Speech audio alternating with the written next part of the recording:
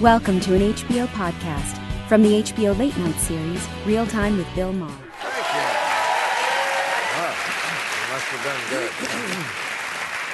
Fareed, have we finally reached the post-American world you wrote about a decade ago?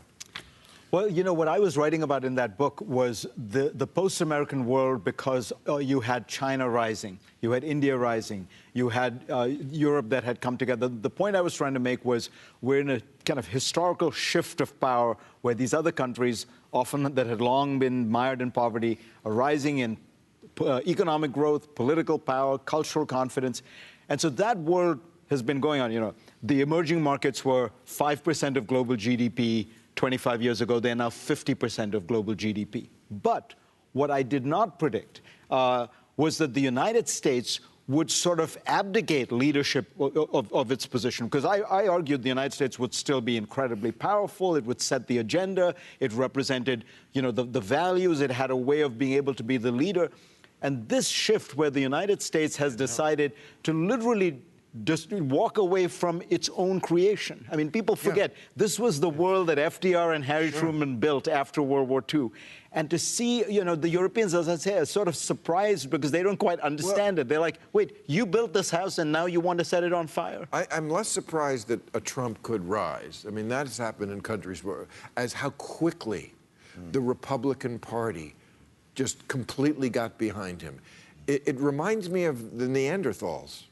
You know, no, really. I love ancient archaeology and that kind of stuff. So, like, you have the humans and the Neanderthals who are sharing the planet from about 100,000 BC to about 40,000 BC, and then suddenly, no more Neanderthals. I think because humans, they figured out the blowgun, so they could kill you from 10 feet away. I'm getting this from the movie Quest for Fire. But I think that. So, but like, it's like there's Neanderthals, and then suddenly the fossil gone, and that's kind of what happened to the Republicans. I think they were just there, and then they suddenly disappeared. I think what happened is, and this is, you know, gets to the point Linda was asking, what happened to my party? I think that Trump recognized, and the primaries you see this, that the base of the Republican Party was in a completely different place than the elites in Washington thought. The elites in Washington were still reciting the Reagan formula: free trade, expansionist foreign policy, entitlement reform. The base of the party is now a white working class base that wants to hear about Mexicans, Muslims, and Chinese people. They want to hear about how the Mexicans are taking your jobs, the Chinese people are taking your factories, the Muslims are killing you. Trump says, I'll beat them all up, you'll be great again. But that was Trump's one-hour speech in one line, by the way. But let me push back against that a little bit. I mean, the fact is, there were like 16 Republicans running in the primaries. Right. And Trump did not get a majority of Republican support during the primaries. He got a plurality, and he won in a lot of places. But the fact that it was so divided, the fact that the party had no discipline whatsoever. I mean, I'd sort of like to bring back the smoke-filled rooms. Let's have some, you know, vetting of people before they decide to run for president, for goodness sake. You can't diminish what Trump did as a political matter. I mean, whether you want a plurality or not. He had 16 opponents, many of them governors, senators, and he just slaughtered them all, one by one, without really any impediment, anything holding him back. And now, I think the more relevant point that Bill's making is today, the never Trump rump is diminished, dwindled to almost nothing. Yeah, you've got this incredibly high, historic, as I said before, historic level of support among Republicans. And no one, even though you could at least at the beginning of the administration, you looked at people like Paul Ryan and Mitch McConnell and said, well, they're going along with Trump to get their agenda done. Well, they got their tax cut, and now today they're still not standing up to the agenda. They're afraid of the base. They know the base is with them. I know. All right, this is now the party of Trump. Let's get another question in. Let's get these people spend time writing these questions. Let's get.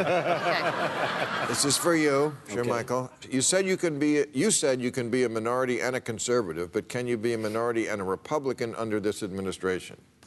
You know, that's a good question. I think that the expectation, at least from what I get from talking to other African Americans and minorities in general is that, sure, we don't have a problem with you being a Republican, but our expectation is that you are articulating the concerns of our community. So yes, I'm a black person who happens to be a Republican. That doesn't mean I don't care about police brutality. That doesn't mean I don't care about criminal justice reform. Those are issues that disproportionately impact my community.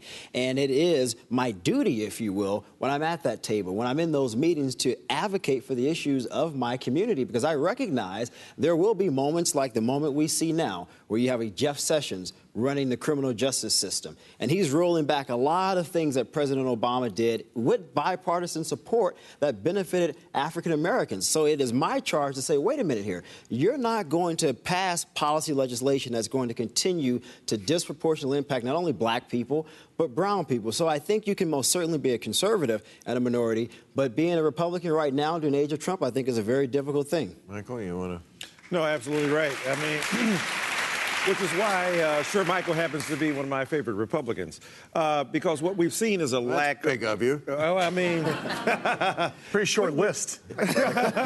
Some of your best friends are Republicans. You know, y'all are taking taking all my good lines. But the thing is that if you have black people who understand, even if you're associated with that administration, that what Trump is doing is undercutting the value of not only black people, but Republicans, as we've been saying. And the fact that you had William Coleman, the fact that you had a legacy of black people, Jackie Robinson for that matter, who were Republicans, who understood that it was about an economic orientation of fiscal conservatism. It was not about the culture wars that Trump seems invested in, because one of the factors we missed in all of this brouhaha is the demonization of the big black boogeyman, Barack Obama, and that spooked a lot of people into voting for the Republicans in a serious way. But you know, Dr. Dyson, I disassociate myself as a black conservative with what we call lily white conservatism, that sort of wallows in racism, if you will, bigotry, sexism, if you will. And I think you have to make a clear distinction between the two. And where the Republican Party screws up time and time again. How do you do this? I can understand how you could do it when the Republican Party was a party that was about economics and free markets and free. Right now, the Republican Party is defined by its suspicion and hostility toward people who look different, sound different, worship different gods. So what do you, that's the party. How are you distinguishing yourself? Well, look, Fareed, you know, President Trump talks a lot about patriotism to the country. When we say the Pledge of Allegiance to the flag, we say one nation, under God, indivisible, et cetera, et cetera. One nation, under God, indivisible. One nation. Rhetoric or reality? Do we truly believe we are one nation? And if we are, then that means we recognize and we accept that we are a country compounded of different folks from all over the world, regardless of what they look like, their sex, or their religion. Well, that's not how a lot of your fellow Republicans look at it. Donald Trump but Donald Trump certainly doesn't look at him. All you had to do is look at, you know, Hurricane Maria and look what happened in Puerto Rico. But we've allowed him, Linda, to define I wouldn't wait for your Americans. invitation to the CPAC convention. Oh, that's not coming anytime soon. All right, thank you. Get this at the gift shop, ladies and gentlemen. On your way out. Right next to my book. Catch all new episodes of Real Time with Bill Maher every Friday night at 10, or watch him anytime on HBO On Demand. For more information, log on to HBO.com.